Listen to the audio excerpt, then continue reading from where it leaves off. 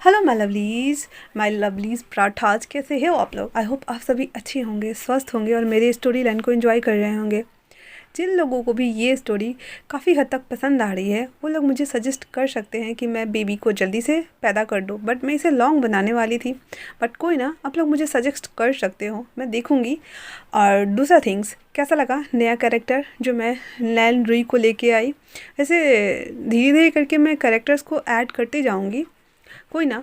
तो एफएफ को स्टार्ट करते हैं। जो कोई भी मेरे चैनल पे नए आ रहे हो, प्लीज़ मेरे चैनल को सब्सक्राइब करो, लाइक करो और कमेंट्स करना मत भूलना, ठीक है। लास्ट पार्ट में हम लोगों ने देखा था कि जो वांगजी था वो वेंचिंग से बात करता है। वेंचिंग उसे मना कर देती है साफ साफ ये बोल करके कि एक तो ऑलरेडी तुम्हारा ब्लड सेल्स इतने जल्दी चेंज होते हैं और तुम्हारा ब्लड वो इतना ज़्यादा रेयर है कि अगर मैं कुछ और एक्सपेरिमेंट करूँगी तो तुम्हारी जान भी जा सकती है और मैं तुम्हें लेकर के कोई भी डेंजर मोल नहीं ले सकती हो। इतना बोल करके वो चली जाती है। उसके जाते मात्र ही वांगजी कहता है, अच्छा तो मुझे कुछ और सोचना ही पड़ेगा, ऐसे काम बिल्कुल भी नहीं चलने वाला। उसके बाद वो डीप ब्रीथ इनहेल करता है एंड देन उठता है और एक लुक अपने भाई की रूम की और एक लुक अपनी बहन की रूम की ओर देखता है एंड देन अपने कमरे में आ जाता है। कमरे में आने के बाद वो लैपटॉप पर काम करना शुरू कर देता है। जैसे ही वो लैपटॉप पे कुछ फाइल्स को ओपन करने के लिए होते हैं ना बहुत सारे फ़ोल्डर्स, तो वो क्लिक करने वाला होता है, वैसे ही जैसे ही उसके फ़ोन पे वाइब्रेट शुरू हो जाता है मैसेज का पॉपअप, और वो उस ओर जैसे ही ध्यान जाता है उसका, गलती से वही फ़ोल्डर खुल जाता है जो उस रात का था। जैसे ही वो फ़ोल्डर खुला है, वो फ़ोल्डर उसकी आंखों के सामने है। किस तरह से, क्योंकि उसने स्टॉप कर दिया था जहां उसने बाइट किया था विंग को और उसके बाद उसने स्टॉप करके बैक कर दिया था, तो वो वीडियो वापस से वहीं पे स्टार्ट हो गया था। और जब वांगजी देखता है कि कैसे कैसे वो उसे अपनी गोद में लेके उन दोनों के बीच वो अल्टीमेट सीन हो रहा था, क्योंकि विंग उसके गोद में बैठा हुआ था और वांगजी नीचे था, उसके बावजूद भी वो विंग बाइट करने के बाद उसके शोल्डर्स को ग्रैब करके अपनी बॉडी को उसके कमर पे रखता है एंड देन उसे वैसे ही पुश करना शुरू कर रहा था। विंग जो कि वो भी हीट में आ चुका था और वो भी टाइम और सिचुएशन के हिसाब से उसकी बॉडी डिमांड कर रही थी और वो वैसे एक्ट भी कर रहा था। वो भी वांगजी की हेल्प कर रहा था क्योंकि उस वक्त only for 2 rounds he complete हुए थे और उस समय तक विंग बचा हुआ था, तो वो हेल्प कर रहा था वांगजी का उस समय। तो वो जब ये देखता है तो उसकी बॉडी वापस से हॉट होना शुरू हो गई थी, क्योंकि उसमें जिस तरह से विंग मॉर्निंग साउंड्स निकाल रहा था, स्क्रीम कर रहा था, वांगजी उसे बेरहमी के साथ उसे बाइट करता जा रहा था और उसके कमर को पकड़ के अपने हार्डी के ऊपर बहुत ज़्यादा से प्रेस करता जा रहा था, बिकॉज वो चाहता था कि वो बस उसके अंदर समा जाए। वो क्या था उसके दिमाग में उस वक्त वो तो वही जानता था, लेकिन अभी देखने के बाद वांगजी बहुत ज़्यादा हॉट फील करने लगा था। वो जल्दी से वो जो लैपटॉप का होता है ना वो पूरे टक बंद कर देता है और कहता है व्हाट द हेल, और इतना बोल करके साइड टेबल पे रखा हुआ ग्लास उठा करके पानी पी जाता है। उसके बाद वो लैपटॉप को उठा कर डेस्क पे रख देता है और सोने के लिए आ जाता है। सोने टाइम में अपना एक हाथ अपने सर के नीचे रखता है और एक पैर के ऊपर दूसरा पैर चढ़ा के वो लेट जाता है। हालांकि उसे नींद नहीं आ रही थी और वो बार बार उसकी आंखों के सामने यही दृश्य आ रहा था कि किस तरह से वो उसकी कमर को पकड़ के अपने हार्ड डिस्क के ऊपर पुश कर रहा था और विंग किस तरह से उसके शोल्डर्स को पकड़ के दोनों, और एक हाथ से उसने दीवार पे अपना जोर लगाया हुआ था, दूसरा हाथ उसके वांगजी के शोल्डर पे था और वो ऊपर से ही राइड ऑन कर रहा था। ये जैसे ही उसके दिमाग में और आंखों के सामने फ्लैश आउट हो रहा था, एक फिल्म के जैसे स्क्रीन पे शो हो रहा था, वो करवट बदल रहा था, उसे नींद नहीं आ रही थी। वो इधर से इधर only for toss and tor हो रहा था। उसने पूरा बेड मैस कर दिया था क्योंकि वो इतना ज़्यादा 1 घंटे के अंदर में ही करवट बदल चुका था कि कोई देख के कह सकता है कि उसने बेड फाइट किया है, लेकिन हालांकि यहाँ रीज़न कुछ और ही था। वहीं दूसरी तरफ विंग मॉल से आने के बाद और वेनरी की हेल्प करने के बाद वो दोनों घर आके शावर लेने के बाद अपने अपने रूम में चले गए थे। न्यू हसांग को कल कॉलेज भी जाना था और विंग को भी। विंग पढ़ने में लग गया हुआ था, जो कुछ भी उसका बचा हुआ था उसने शुरू कर दिया, क्योंकि उसने बहुत सारा क्लासेस बंक किया है और उसे अब नए सिरे से हर चीज़ को प्रिपेयर करना होगा और जल्दी से फास्ट फॉरवर्ड हो करके वहाँ तक पहुँचना होगा, वरना उसके लिए प्रॉब्लम्स आ सकती है। वो फाइनल ईयर का स्टूडेंट है और ऐसे कैसे पीछे रह सकता है। हालांकि उसका जो सिलेक्शन हुआ था वो स्पोर्ट्स कोटा के द्वारा हुआ था। वो जियो जिस्तु फाइटिंग में अच्छा था, कुश्ती में अच्छा था और उसकी जो फुटबॉल मैच होता है वो खेलने का भी क्षमता काफ़ी हद तक अच्छा था। इसी वजह से उसे सेलेक्ट किया गया था और उसे स्कॉलरशिप भी मिला था कॉलेज की तरफ से। और वो अब चाहकर भी इन सब से बैक तो हो नहीं सकता था, इसीलिए वो अपने पढ़ाई में लग गया। वो भी इधर 1 घंटे तक जो वांगजी था वो टॉस एंड टर्न हो रहा था, इधर विंग को भी वो एहसास हो रहा था। उसकी बॉडी भी अचानक से हीटअप होना शुरू हो गई थी और उसे अचानक से ही वो सेंसेशन आने शुरू हो गए थे। विंग जो कि पढ़ रहा था वो पढ़ाई रोक देता है क्योंकि वो उसे समझ में आ गया और वो अपनी आँखों को जैसे ही बंद करता है उसका ओमेगा उस पर हावी होने लगता है और वो उससे बोलता है, तुम्हारा अल्फ़ा तुम्हें याद कर रहा है। इतना सुनना था कि विंग अपने होश में आने का वापस से ट्राई कर रहा था, लेकिन तब तक उसका ओमेगा उसके ऊपर पूरी तरह से हावी हो चुका था। विंग अब ना चाहते हुए भी वो अपने हाथों को अपने नेक के पास ले जा करके उसे सहलाना शुरू कर देता है। दूसरे हाथों से अपने शर्ट्स के ऊपर से ही, टी शर्ट के ऊपर से ही उसे ऐसे स्प्रेड करना शुरू कर देता है, यानी कि वो अपने आप को ही अब अराउज फील करा रहा था। वो अपने दोनों हाथ से दोनों टी शर्ट को ऐसे ग्रैब कर रहा था और उसके हाथ अपने आगे की तरफ के बॉडी पे, पूरे चेस्ट एरिया पे, बेली बटन की तरफ, पैंट की तरफ, हर जगह उसके हाथ चल रहे थे। और वो अभी बस पता नहीं, उसे समझ नहीं आ रहा था कि वो क्या कर रहा है, लेकिन उसके पूरे हाथ वैसे ही चल रहे थे और उसकी सांसें गहरी हो गई थी। वो धीरे धीरे करके अपने पैंट्स को भी अनबटन कर देता है और उसे खोल के नीचे कर देता है। उसके बाद वो अपने अंदर पैंट्स के अंदर हाथ डाल के अपने हाथ को स्क्यूच करना शुरू कर देता है। जब वो स्क्यूच कर रहा था लगभग 2 या 3 मिनट तक जब वो ऐसा कर रहा था, तब उसे याद आता है कि ओ शिट, ये मैं क्या कर रहा हूँ और क्यों। उसे अब समझ नहीं आ रहा था कि वो ऐसा क्यों कर रहा है। वापस से अपने हाफ पैंट को ऊपर चढ़ाता है और जल्दी जल्दी बाथरूम भागता है। बाथरूम जाने के बाद वो शावर के नीचे खड़ा हो गया था और कहता है, नो नो, परवर्ट इंसान कहीं के, तुम इतना सेमलेस कैसे हो सकते हो। ये नो नो नो नो, ये थिंग्स मैं नहीं कर सकता। परवर्ट कहीं के, सेमलेस कहीं के तुम। लान जी, you devil, you old beast, क्यूटल हॉट पर्सन, मैं तुम्हें और इतना बोल करके वो ठंडा पानी के नीचे खड़ा हो जाता है। 20 मिनट के दोबारा शावर लेने के बाद वो बाहर आता है। हालांकि उसको दिमाग जो था वो वहीं जाके घुसा हुआ था और निकल नहीं रहा था। उसके बाद वापस से वो पढ़ने के लिए बैठ जाता है। अब पढ़ते पढ़ते कब वो सो गया था उसे पता ही नहीं चला। इधर जो कि वांगजी का भी हालत कुछ ऐसा ही था और वो लिटरली वो यही सोच रहा था और उसे समझ नहीं आ रहा था कि वो कर क्या रहा है। अगले दिन सुबह जब नींद खुलती है तो विंग फटाफट से उठता है और अपने लिए और न्यू हेसेंग दोनों के लिए सैंडविच प्रिपेयर करता है, कॉफ़ी बनाता है और टेबल पे रखते हुए कहता है, जल्दी करो, हम लेट हो जाएंगे कॉलेज के लिए। तो न्यू हेसेंग कहता है, हाँ हाँ हाँ, हो गया, आ रहा हो, चलो चलो। इतना बोल करके वो आता है तो विंग कहता है, पहले ब्रेकफास्ट कर ले क्योंकि दिन बहुत लंबा होने वाला है और मैं नहीं चाहता कि मेरी वजह से तुम थको। नहीं, बैठो। इतना कहकर दोनों बैठ जाते हैं, दोनों ब्रेकफास्ट करते हैं। उसके बाद दोनों अपने अपने डेस्टिनेशन कॉलेज के लिए निकल जाते हैं। वहीं दूसरी तरफ वांगजी उठता है। उठने के बाद जो कि रात को उसने मास्टरबेट तो नहीं किया था, लेकिन उसके हाथ अपने हार्ड कॉक तक पहुंच गए थे। फिर उसे याद आता है, नो, बिल्कुल भी नहीं, मैं ये थिंग्स नहीं करने वाला। देखो कितने अच्छे बच्चे हैं ना दोनों। तो वो फिर वापस से उठ के बैठ जाता है, जो कि हमारा वो बहुत ज़्यादा डेंजरस अल्फ़ा है। और वो ओम फिट मतलब वो बुद्ध मंत्र चैंट करना शुरू कर देता है।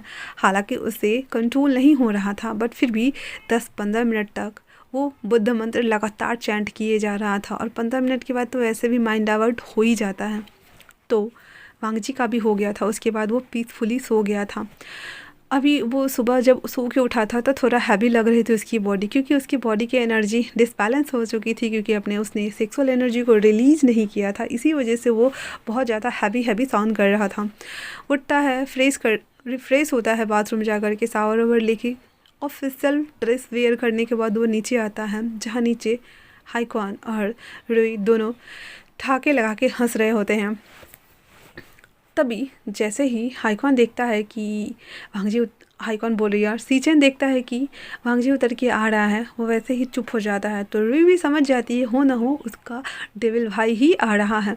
तो जो दोनों बातें कर रहे थे वो एकदम शांत होकर बैठ जाते हैं, और वांगजी आके बैठता है और सबको गुड मॉर्निंग बोलता है। दोनों भी पोलाइट वे में गुड मॉर्निंग गग्गा, और सीचन भी बोलता है गुड मॉर्निंग वांगजी। ऐसा बोल के वो लोग ब्रेकफास्ट करना शुरू कर देते हैं। वो खा तो रहा था पर उसका दिमाग अभी भी वहीं अटका हुआ था। जैसे तैसे करके वो फिनिश करता है, और उसी के बीच में उसके बाद वो रुई से पूछता है तो तुम यहाँ पे अभी क्या करने वाली हो? तो रुई ने कहा गगा, मैं अपने यूनिवर्सिटी में मैंने एडमिशन के लिए फॉर्म फिलअप किया था, तो आज से मैं वहीं जा रही हूँ। तो वांगजी कहता है तो ठीक है, फिर मैं तुम्हें छोड़ देता हूँ। रुई कहती हाँ नहीं गगा, मेरे पास कार है ना, मैं खुद चली जाऊँगी ना। तो वांगजी कहता है मैं वहाँ का ट्रस्टी हूँ, और सिचिनगा को आज बोर्ड मीटिंग में वापस से जाना होगा, क्योंकि उस दिन जितने भी शेयर होल्डर्स थे वो गगा को ढूंढ रहे थे और गगा वहाँ पे नहीं थे। तो आज गगा का होना बहुत ज़रूरी है, और वो रहेंगे तो वो सारा काम देख लेंगे, है ना गगा?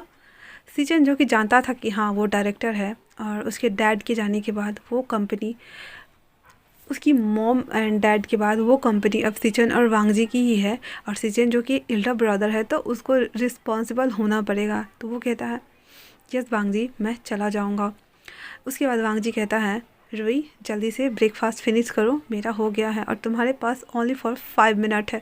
इतना बोल करके वांगजी जो ब्रेकफास्ट था उसे वैसे ही छोड़ देता है, खाना स्टॉप करता है एंड देन कॉफ़ी पीना शुरू करता है।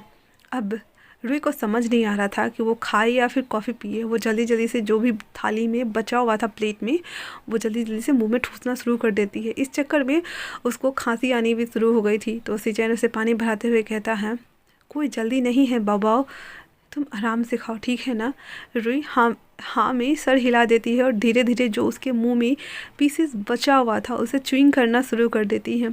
उसके बाद वो 3 या 4 सिप कॉफ़ी का लेती है, और उसके बाद कहती है मेरा हो गया गगा, चलिए। इतना बोल करके दोनों भाई बहन उस कार में आ जाते हैं। आने के साथ ही वांगजी रुई को लेकर के कॉलेज में आता है, और कॉलेज में आने के साथ ही वो रुई को बोलता है जाओ तुम अपने क्लास को अटेंड करो, तब तक मैं तुम्हारे जो कॉलेज के क्या होते हैं यार, डीन होते हैं ना, डीन से मैं मिल के आता हूँ। इतना बोल करके वो वहाँ पे चला गया था। हालांकि वो खुद वहाँ का ट्रस्टी भी था, बट फिर भी उसे डीन से मिलना था, डायरेक्टर और डीन दोनों थे। उसके बाद इधर रुई पूरा कॉलेज को देखते हुए आ रही थी, और सबसे पूछ रही थी कि मेरा जो क्लास है वो कहाँ है, प्लीज़ बता दो। तो कुछ लोग जो थे ना वो उसको प्रैंक करने के लिए आ रहे होते हैं, मतलब जैसे होते हैं ना न्यू स्टूडेंट आते हैं तो प्रैंक करते हैं, वैसे ही उस कॉलेज में वेंचाओ का एक गैंग था। तो वो जितने भी न्यू स्टूडेंट आते थे ना वो सभी बच्चों को प्रैंक किया करते थे। तो जब उसने देखा कि न्यू गर्ल तो उसमें सुसी कहता है चलो चलो इसका ना प्रैंक करते हैं हम। तो वेंचाओ जो कि अपने मुंह में एक स्टिक लिए चबा रहा होता है, वो कहता क्यों नहीं, वैसे ये देखने में बहुत ही ज़्यादा हॉट एंड सेक्सी लग रही है, वैसे ये मेरे बेड पे ज़्यादा अच्छा काम करेगी, है ना? सुसे इतना बोलकर सभी पागल कुत्ते की तरह दांत फाड़ रहे थे, क्योंकि उसके सामने एक पीस मीट का जो आ रहा था।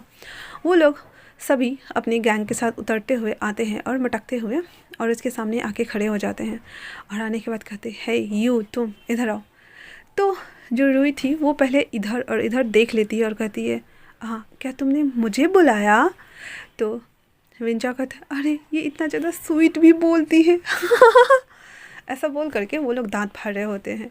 रुई को थोड़ा बुरा लग गया, तो वह कहता है तुम जानते भी हो मैं कौन हूँ और मेरा गगा कौन है, अगर उन्हें पता चला ना तो तुम लोगों की खैर नहीं, समझ जाना तुम। इतना बोल करके वो स्टिल वहीं अपनी जगह पे ही खड़ी थी। तो वेंचा कहता ओह मैं तो डर गया गाइस मैं तो डर गया, मैं तो बहुत बुरी तरीके, ओह देखो देखो देखो, मैं तो डर से कांप रहा हूँ। हाँ, वाटेवा, तुम यहाँ न्यू आई हो ना, न्यू इंटर्न हो ना, तो चलो चलो, मैं जो पनिशमेंट दूंगा उसे तुम जरूर से कंप्लीट करना, ओके ना। तो वो सुन नहीं रही थी और जाने लगती है। तो सोते उसके सामने हाथ रखते हुए कहता है, क्या तुमने सुना नहीं बॉस ने क्या कहा? तो रुई अपनी आंखों को बड़ी करते हुए ब्लिंकली एकदम कहती, बॉस? कौन सा बॉस?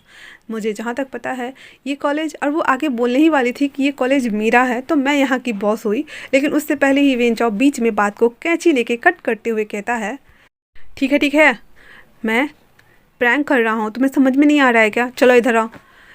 इतना बोल करके अब वो उसे खींच के अपने पास ले आके खड़ा कर देता। उसके बाद कहता है, अगर तुमने मेरी बात नहीं मानी तो मैं तुम्हारे पीछे कुत्ते दौड़ा दूंगा। हालांकि रुई को कुत्ते से सच में बहुत ज़्यादा डर लगता है। तो वो बोली कि अभी के अभी तुम जाओ मेंस टॉयलेट में और वहाँ जा कर के सबको बोलो कि मैं किसी एक को भी या फिर 2-3 को भी, किसी को बोलो कि मैं तुम्हें लाइक करती हूँ और 5 से ऑटोग्राफ लेकर के आओ। तो रुई कहती, क्या क्या? Men's toilet? बिल्कुल भी नहीं, मैं नहीं जा रही। तो जो वेंचाओ था वापस से कहता है, ओह रियली? हाँ, तुम्हें पता है ना इसके बाद हम लोग क्या करेंगे? और इतना बोल करके एक जो पानी का बोतल होता है ना, वो उसके सर पे खोल के ऐसे डालना शुरू कर देता है। तभी पीछे से आवाज़ आता है, ठहरो। ऐसी वॉइस सुन करके वेंचा जो पानी डाल रहा था वो रुक जाता है। तभी देखता है दोनों सामने 2 बंदे को। तो कहता, ओ आ गए पिद्दी। तो नीहो सेन कहता है, पिद्दी किसको बोल रहे हो? हाँ, तुम भूल गए हो मेरा भाई यहाँ का ट्रस्टी है। तो कहता है, ट्रस्टी है, लेकिन यहाँ पे और भी बहुत सारे ट्रस्टी है और मेरे डैड भी यहाँ के ट्रस्टी है, तो यहाँ पे मेरी भी चलेगी। Do you get that and do you understand पिद्दी? ऐसा बोलता है। तो नीहो सेन कहता है, मैं तुम्हारा मुंह तोड़ दूंगा। तुम समझते क्या हो अपने आप के? हो बेंचाओ, रुक जाओ, मैं तुम्हारे सारे दांत तोड़ के तुम्हारे हाथ में दे दूंगा और कोई लड़की तुमसे शादी भी नहीं करेगी। साले बुड्ढे घूंसट लगोगे तुम। तो वेंचा कहता है, अच्छा ठीक है, तुम्हें मैं अभी बताता हूँ। तभी उन दोनों के बीच में विंग आते हुए कहता है, यहाँ क्या हो रहा है? हाँ, तो वेंचा कहता है, आ गया हमारा मेन हीरो। हाँ, अब ये हीरोगिरी नहीं दिखाएगा तो लड़कियाँ इम्प्रेस कैसे होंगी? वैसे क्या तुम इसे वापस से इम्प्रेस करना चाहते हो? अभी तक रुई ने विंग को और नियो को देखा नहीं था। तो विंग कहता है, मत भूलो कि यहाँ पे बाकी अदर्स बच्चे भी पढ़ते हैं, तुम्हारे डैड ट्रस्टी होंगे, ठीक है मानता हूँ मैं, पर तुम इस तरह से बच्चों को बुली नहीं कर सकते हो। और क्या कहा तुमने? इसे मेंस टॉयलेट में जाने के लिए, ऑटोग्राफ लेकर के आने के लिए और किसी एक को अप्रोच करने के लिए? तुम्हारी इतनी हिम्मत हो गई है? हाँ, तुम अपना मैनर भूल गए हो, तो ये काम तुम खुद ही क्यों नहीं कर लेते हो? तो वेंचा जो था वो विंग से कहता है, हाँ मैं तुम्हारे जैसे के मुंह नहीं लगता। तो विंग भी कहता, मैं तुम्हारे जैसे सुअर से मुंह भी नहीं लगना चाहता जो झुंड में घूमते रहते हैं। तो वेंचा को अब गुस्सा आ गया था। वो कहता, तुमने मुझे सुअर कहा? हाँ, तुमने मुझे सुअर कैसे कहा? तो विंग कहता है, तो और क्या कहूँ? हाँ, इतने सारे झुंड लेके चलोगे तो सुअर ही बोलूँगा ना, झुंड में तो सुअर और भेड़ी रहते हैं ना, तो तुम्हें क्या मैं क्या बुलाऊँ? हाँ, इतना बोल करके वो इस लड़की को हाथ को ऐसे जैसे ही खींचने वाला था वो पलटते हैं। तो कहता है, रुई तुम यहाँ? नीहो सेन भी कहता है, रुई तुम यहाँ? तो रुई कहती है, हाँ मैं यहाँ। कितना कोइंसिडेंस है ना। हाँ गगा नहीं है, देखो मैंने भी यहाँ एडमिशन करवाया था और मैं आज से यहीं पढ़ूँगी। तो नीहो सेन और विंग दोनों कहते, अच्छा हमें पता ही नहीं था। और फिर रुई कहती है, गगा नहीं है, देखो ना इसने मुझे बुली किया और ये देखो ना। तो विंग कहता है, हाँ मैंने सुना इसने जो कहा और इसकी बात मानने की ज़रूरत नहीं है, चलो हमारे साथ। वो जैसे ही जाने वाले होते हैं वैसे ही वेंचो को जो को बहुत गुस्सा आ रहा था। वो कहता है, विंग मैं तुम्हें छोड़ूंगा नहीं। इतना बोल करके उसे जैसे ही मारने वाला होता है वैसे ही वहाँ पे हमारे फर्स्ट मेन लीड हीरो की एंट्री होती है और उसके मुक्के को पकड़ते हुए उसके हाथ को घुमा देता है एंड कहता है, don't dare to touch my. और इसके आगे वो कुछ नहीं कहता और वो इतना धीरे से बोला था कि इसके वर्ड इसके मुंह में ही रह गए थे। और कहता है, यहाँ क्या हो रहा है? हालांकि उसकी इतनी कोल्ड, अट्रैक्टिव, डरावनी, भयंकर बातें सुन करके विंग, रुई, नीहो सेन, यहाँ तक कि वेंचा और उसके पूरे गुट मेंबर जितने भी थे वो सभी अपनी अपनी जगह पर कांपने के लिए तैयार खड़े थे। दोबारा से ही वांग जी चिल्लाते हुए कहता है, मैंने पूछा यहाँ क्या हो रहा है। तो रुई डरते हुए कहती है, गगा ये और इसके गैंग के लोग मेरा मेरे साथ इतना बोलना था कि वांग जी ने जो वेंचाओ का हाथ पकड़ा हुआ था उसे सीधे बैक की तरफ मोड़ते हुए धक्का देता है और जितने लोग वहाँ खड़े थे ना, वेंचाओ आधे से ज़्यादा लोगों को लेके गिर ही जाता है। उसके बाद वो अपने हाथ को ऐसे रुमाल निकाल के वाइप करता है एंड देन वापस से अपने रुमाल को अपने पॉकेट में घुसाते हुए कहता है, तुम्हारी हिम्मत भी कैसे हुई मेरी बहन को बुली करने की। भाई साहब ये सुनना था, विंग की आंखें तो फट के बाहर ही आ गई। इवन नी हेसांग भी शॉक में चलेगा। इवन वो जितने भी ग्रुप मेंबर थे, सुसे, वेंजू और जो कोई भी था, वो सभी आंखें फाड़े, जो कि वो नीचे ज़मीन पर गिरे पड़े थे, सब अपनी अपनी नज़रों को एक ही जगह स्थिर किए हुए था और वो था ओनली फॉर वांग जी के ऊपर। और रुई अपना सर नीचे की हुई थी। उसके बाद कहता है, अगर मेरी बहन को किसी ने भी बुली किया तो मैं उसे यहाँ से उठा के बाहर फेंक दबा दूंगा और किसी भी कॉलेज में दाखिला नहीं मिलेगा। इतना कहकर वो रुई को वहाँ से लेकर के चला गया। वहाँ से लेके जाने के बाद हालांकि उसने जो विंग था उसे उसने नहीं देखा था क्योंकि सभी लोग अलग अलग एंगल से खड़े थे। वो ओनली फॉर आता है, बीच में घुस के उसको मार पीट के निकल गया था। और साइड में लेके आने के बाद रुई से वो पूछता है, तुम ठीक हो बाओ। रुई हालांकि बहुत ज़्यादा डरी हुई थी अंदर से और अपने मन में स्क्रीमिंग करते हुए कहती है, मैं ठीक हूँ गगा, बस आप ऐसे कोल्ड नज़रों के साथ में मुझे मत देखिए, ऐसे लगता है जैसे मेरे प्राण हलक में आ जाएंगे। जब वो कुछ नहीं बोल रही थी तो वांग जी अपने हाथ को उसके सर पे ले जाते हुए कहता है, तुम ठीक हो ना बाओ। तो रुई कहती है, हाँ गगा मैं ठीक हूँ और उन दोनों ने मुझे बचाया था। जब वांग जी उस तरफ देखता है तो जो विंग था और नी हेसांग था वो दोनों उन सभी को पकड़ के उठा रहा था। अब स्कूल में गैंगवार हुआ या जो भी हुआ था, लेकिन झगड़े करते हैं या कुछ भी होते हैं, लेकिन उसमें लड़कियां भी थी, तो वो सबको उठा रहा था और सभी जो लोग शॉकिंग स्टेट में चले गए हुए थे, उठने के साथ ही अब वो वहाँ पे था ना, तो इस तरह से था कि उठा रहा था। लेकिन वांग जी जब उन लोगों को देखा तब विंग उस तरफ नहीं पलटा था और जैसे ही वांग जी उधर एक लुक देखकर वापस से लैन रुई को देखती है, वैसे ही विंग उस ओर पलटा था। अभी तक इन दोनों का आमना सामना नहीं हुआ था, लेकिन विंग समझ गया था कि ये वांग जी की बहन है। उठाने के बाद नी हेसांग वांग जी को लेकर के एक पेड़ के पीछे चला जाता है और वहाँ से खड़ा होकर के इन दोनों को देख रहा होता है। जब सभी लोग खड़े हो गए थे तो रुई देखती है कि वो दोनों नहीं है, गायब हो गए, तो उधर देख रही होती। तो वापस वांग जी उस ओर मुड़ते हुए कहता है, बाओ क्या हुआ। तो रुई बोलती है, कुछ भी नहीं गगा, सब ठीक है, मैं चलती हूँ ना, मेरी क्लास का टाइम हो गया है। तो वांग जी कहता, अपना ध्यान रखना, ठीक है। इतना बोल करके वो वहाँ से निकल जाता है अपनी कार की ओर, कार पार्किंग में जहाँ उसने कार को पार्क किया हुआ था।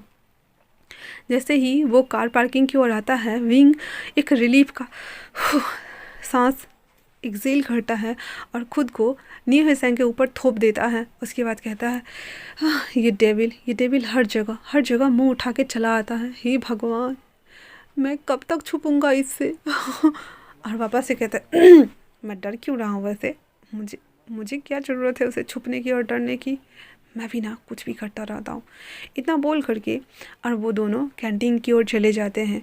हालांकि उसका अभी टाइम था क्लास ओपन होने में, तो वो लोग कैंटीन की ओर चले जाते हैं। वो मतलब एक सकरा रास्ता था जिस ओर से वो कैंटीन जा रहे थे और बगल में कार पार्किंग थी। वहाँ से निकलने के बाद वांग जी जैसे ही कार ओपन करके बैठने वाला था, वैसे ही उसके पीए का कॉल आया और वो बोलता है, बॉस दोपहर में हमें कंस्ट्रक्शन साइट पे जाना है विजिट करने के लिए। तो वो उससे उसी रिगार्डेड बातें कर रहा था। वहीं दूसरी तरफ नी हेसांग एंड विंग जो कैंटीन की ओर जा रहा था, उस रास्ते से होकर के और बीच में गार्डन एरिया पड़ रहा था। मतलब छोटे से, अरे यार रोड के किनारे जैसे छोटे से जगह में कैसे फ्लावर रहता है, वैसे वो उस कॉलेज में था। छोटे छोटे क्यारियों में फ्लावर लगे हुए थे, दोनों के बीच में वो बीच का बॉर्डर का काम कर रहा था। तो इस साइड से विंग और नी हेसांग जा रहे थे, उस साइड से वो कार पार्किंग में खड़ा होकर के बातें कर रहा था अपने पीए से। तो ये दोनों जैसे ही जा रहे थे उससे ही भागती हुई रुई आती है और कहती है, गगा निया, गगा निये, आप मुझे छोड़ के कैसे जा सकते हैं। तो विंग कहता है, रुई रुई सांस लो ठीक है, सांस लो, हम कहीं नहीं जा रहे हैं वरना तुम टे बोल जाओगी। तो रुई कहती है, गगा। तो नी हंस रहा था और कहता है, तो हमें नहीं पता था लिटिल प्रिंसेस यहाँ पे पढ़ने वाली है, वैसे हमें ये भी नहीं पता था कि तुम लान वांग जी की बहन हो। तो रुई कहती है, तुम्हें कैसे नहीं पता, मैंने कल अपना नाम बताया तो था ना, लैन रुई, तुम्हें समझना चाहिए था ना, लैन मेरा टाइटल नेम है, सर नेम है, तो मैं ऑब्वियसली लैंस ही होंगी ना। तो विंग और नी दोनों एक दूसरे को देखते हुए कहते, मतलब वो कहना चाह रहे थे अपने अपने मन में, हाँ गलती तो हमसे ही हुई है। उसके बाद जो रुई थी वो थोड़ा नॉर्मल होती है और कहती है, वैसे क्या आप दोनों मेरे गगा को जानते हो। दोनों एक साथ चिल्लाते हुए बोलते हैं, नहीं। अब इतना बोलना था कि जो लान वांग जी था वो जो फ़ोन पे बात कर रहा था वो उस ओर देखता है। अब इन दोनों का एंगल देखो, लान वांग जी गेट ओपन करके बात कर रहा है, ठीक, तो उस तरफ से नी हेसैंग एंड विंग था। तो विंग एक तरफ था, नी हेसैंग के सामने में रुई खड़ी थी। तो दोनों का फेस एक दूसरे से इंटरवाइन हो रहा था, तो वो दोनों मतलब क्लियर नहीं दिख रहे थे लान वांग जी को कि वो दोनों कौन है, मतलब उसे खुद नहीं दिख रहा कि वहाँ पे उसकी बहन है एंड वहाँ पे नी हेसैंग है। वो ओनली फॉर विंग को आधा मुंडी के ऊपर से देख पा रहा था। तो जैसे ही वो देखता है कि विंग है और वो लड़की के साथ बात कर रहा है, वैसे ही उसकी जो हाथ थे जो उसने डोर को ओपन किया हुआ था उसके ऊपर उसकी ग्रिप ना बहुत ज़्यादा टाइट हो रही थी। वो बात कर रहा था और उस ओर घूर घूर के देख रहा था। विंग को जब ये फील होता है क्योंकि उसका जो ब्रीदिंग था वो हैवी होने लगा था और उसे अजीब सा भारीपन फील होने लगा था। वो अपनी नज़रों को इधर उधर घुमाता है तो उसकी नज़र वांग जी पे पड़ती है। जैसे ही उसने दोबारा से वांग जी को देखा, वो अपना मुंह बंद किए ही उसे देखता है और शौक में आ गया और कहता है अपने मन में, हे भगवान, आज मेरा इतना दिन बुरा क्यों है, ये डेविल क्योंकि उसको ना सर में चक्कर आने लगे थे, उसे भारीपन होने लगा था और वो अपने दिल पे हाथ रख के अपने दिल को ना सहला रहा था और बोल रहा था, शांत हो जाए। जहाँ विंग वांग जी के एग्रेसिव और एकदम एंगर वाले फेरामोन्स को फील कर रहा था, वहीं विंग के फेरामोन्स जो थे वो थोड़े से डिप्रेस्ड और स्ट्रेस वाले थे क्योंकि उसे देख करके वो सौकते में आ गया था एकदम। तो वो वाले वांग जी फील कर रहा था और वो लिटरली जो बात कर रहा था, जिस पॉइंट ऑफ व्यू से वो बात कर रहा था, क्लियर कर रहा था, हर चीज़ को डिफाइन कर रहा था, वो अब गलतियाँ कर रहा था। उसका पीए कुछ और कह रहा था और वो सुन कुछ और रहा था, ओनली फॉर हाँ। और उसके बाद एक बार जोर से चिल्लाता है, नो। इतना सुनना था कि विंग अंदर से कांप गया था और जैसे ही विंग ऐसे कांपा था वैसे ही वांग जी उसे घूर घूर कर देख रहा था। उसके बाद वो सीधे कार के अंदर बैठ जाता है और कार को टक बहुत ज़ोर से बंद कर लेता है। उसके बाद वो ड्राइवर को बोलता है, ऑफिस लेके चलो। वो जैसे ही बैठा था, विंग जो कि उधर ही देख रहा था और उसने सुना नो, तो वो अपनी ही जगह पे कांप गया था बुरी तरीके से। तो नी हेजेंग और रुई दोनों जब ऐसे नोटिस करते हैं तो वे कहते हैं, वेगा।